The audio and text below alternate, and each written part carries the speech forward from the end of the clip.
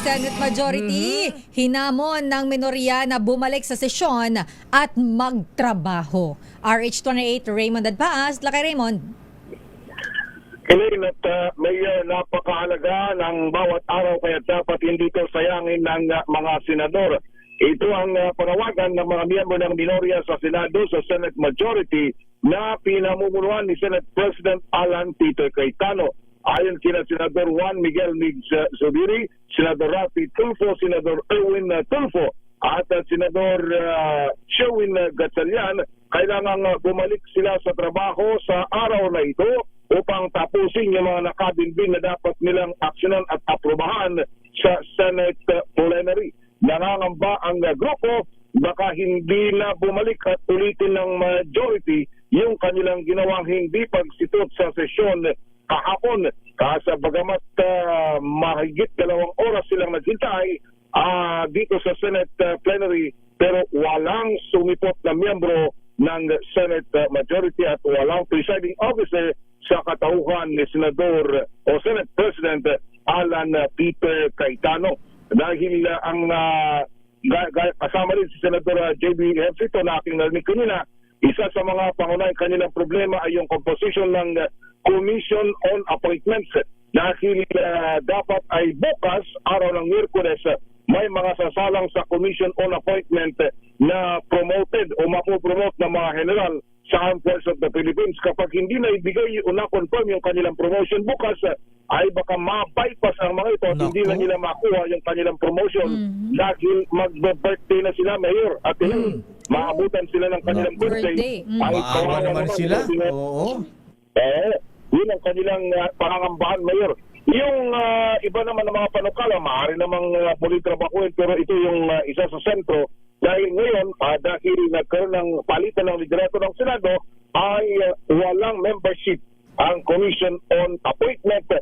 Kung nakapanghihinayang kapag ma-bypass ang mga matataas na opisyal ng Armed Forces of the Philippines. Mayor at Elaine. Sino yung dalawang susunod kay Senator Jinggoy? Ang sagot lagi dyan, Mayor, your guess is as good as mine.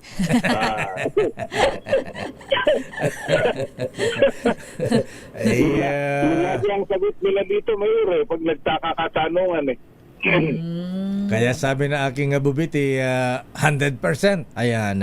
Magkakaroon ng bagong Senate President. Hindi na alam kung kailan. Basta ano daw hintay-hintay lang. Ayan. Kasi ang problema dito, Mayor, hanggang technically hanggang Huwebes na lang sila.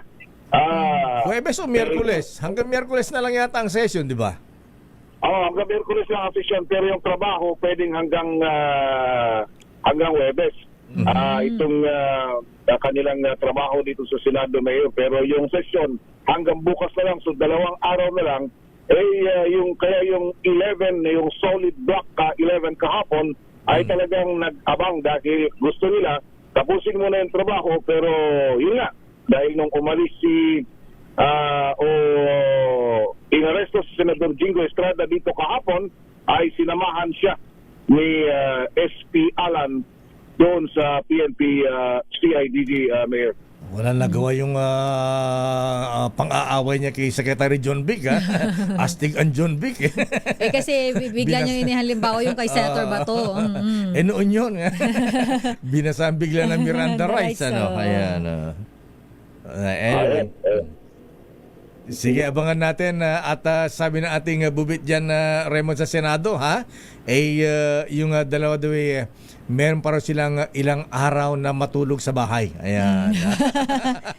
Ilang araw pa ilang tulog. araw. Isang bomba yan na 2 linggo. Ayan. Baka iba na ang tulugan nila. Kapag ganyan, Mayor, baka lalong hindi naman makatulog pag makarinig ka ng balitang ganyan. Imbis na matulog, walang tulog, nagka-insomnia.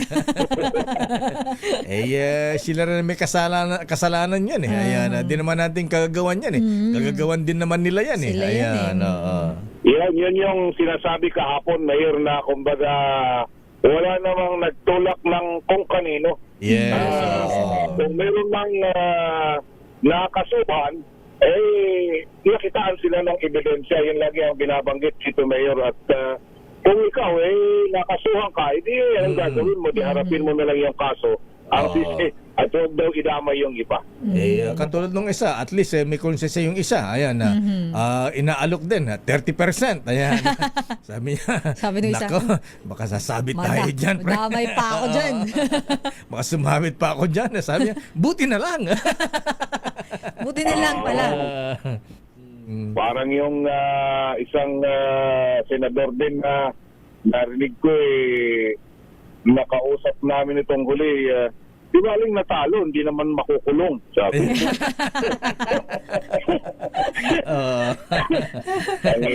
Ang hirap nito. Mukhang nasa Department of Labor yung sinasabi mo.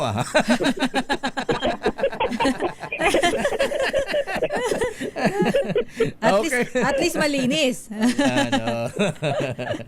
Believe ka rin sa kanya. Believe din tayo sa kanya. Okay nga ron. Maraming salamat, Raymond. Update mo na sa Senado. Magsasabi tayo, Mayor, at Elaine, kung ano pa yung mga iba pang kaganapan dito sa Senado ngayong araw na ito.